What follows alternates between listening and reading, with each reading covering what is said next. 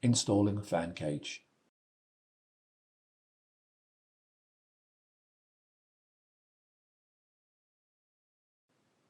Align both sides of the system fan cage with the corresponding mounting posts in the chassis, and then push it straight down into the chassis.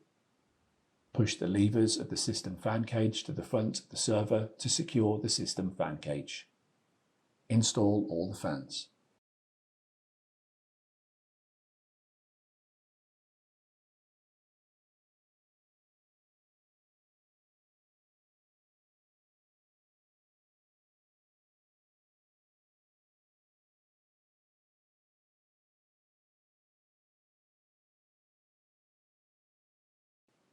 Install the top cover.